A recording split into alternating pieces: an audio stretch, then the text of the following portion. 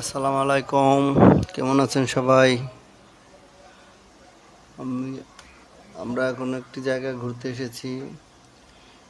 এই জায়গায় রাস্তা ছিল না আগে, ব্রিজ এবং রাস্তাঘাট করা হয়েছে।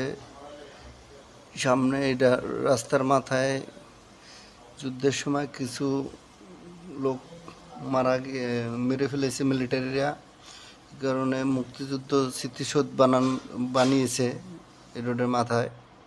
এজন্য একবারে জমির মাঝখান দিয়ে এই রাস্তা করেছে, নতুন রাস্তা, বেশি দিন হয় নাই করেছে। রাস্তার দুই পাশে জমি, একবারে শেষ মাথা দিয়ে দু একটা বাড়িঘর নতুন উঠছে। আমরা অনেক লোকজন আসছে ঘুরতে। অসাধারণ একটা পরিবেশ, চমৎকার। দুই সাইড দিয়ে পানি, এই যে এবং সুন্দর একটা পরিবেশ। মাছ ধরার জন্য করছে, কিছু দুই একটা পানের বরফ দেখা যাচ্ছে এবং একজনে নৌকা নিয়ে, অনেকে নৌকা দিয়ে মাছ ধরতেছে। সাধারণ একটা পরিবেশ।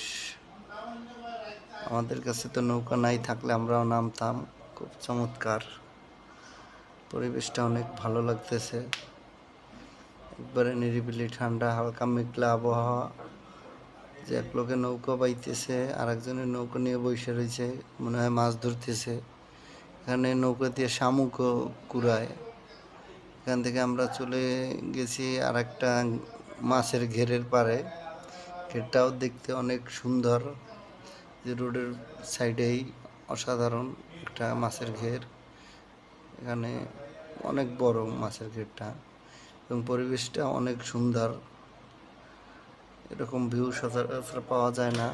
আমরা ওখানে গিয়েছিলাম দুপুরের দিকে, একবারে দুপুর টাইমে। আকাশটা হালকা মেঘলা ছিল, তেমন একটা রোদ ছিল না। পরিবেশটা খুব অসাধারণ হয়েছিল।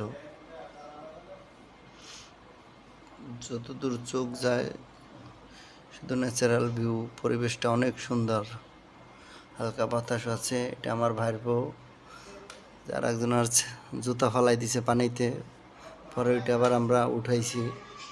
ওরে তো ধরে রাখা যায় না, শুধু দৌড়দৌড়ি করে। ওরে নিয়ে যাওয়াতে আমাদের আরও মজা হয়েছে এবং অনেক ভালো লাগছে।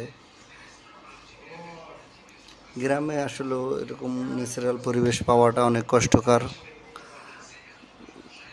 সব জায়গায় এরকম পরিবেশ পাওয়া যায় না, নিরিবিলি, খুব একবারে ন্যাচারাল পরিবেশ।